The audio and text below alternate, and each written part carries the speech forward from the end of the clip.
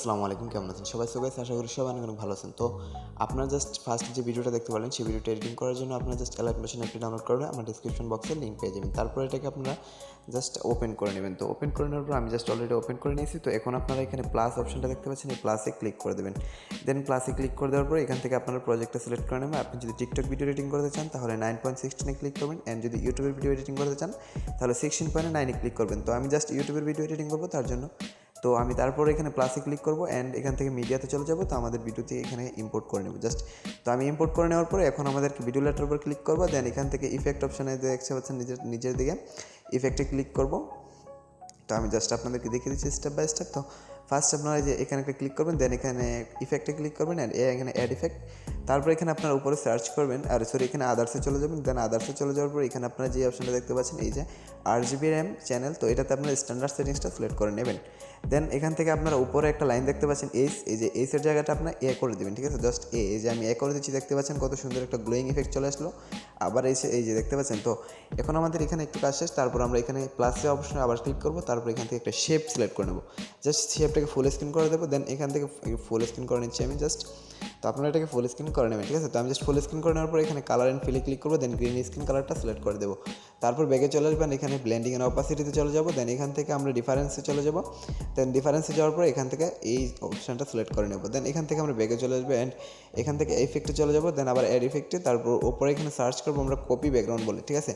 তো COPY লিখে search করবেন আপনারা। আমি জাস্ট COPY লিখে দিচ্ছি। তো আমাদের কপি ব্যাকগ্রাউন্ডে চলে আসলো, এটার উপর ক্লিক করে স্ট্যান্ডার্ড সেটিংসটা সিলেক্ট করে নেবেন।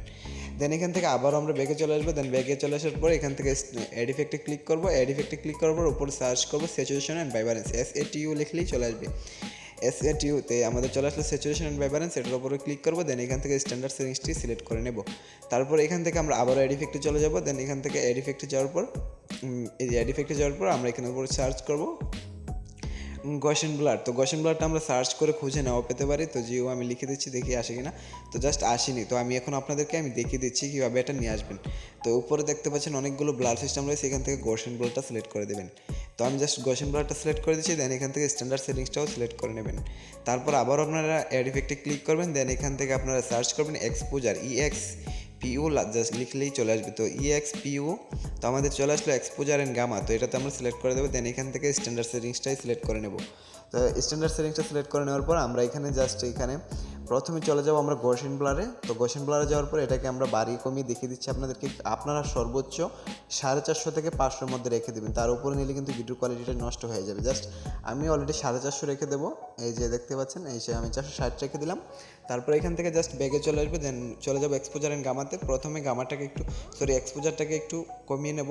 দেন এখান থেকে আমাদের কাজ হয়ে গেলে চলে যাব আমরা গামাতে। তো গামাতে যাওয়ার পর এখান থেকে একটু কমিয়ে নেব। তারপর আমরা চলে যাব লাস্ট যে অপশানটা দেখতে পাচ্ছেন সেটাতে গিয়ে আমরা দেখিয়ে দেবো কোন দিকে আমাদের ইফেক্টটা খুব ভালো হয়, স্মুথ আসে।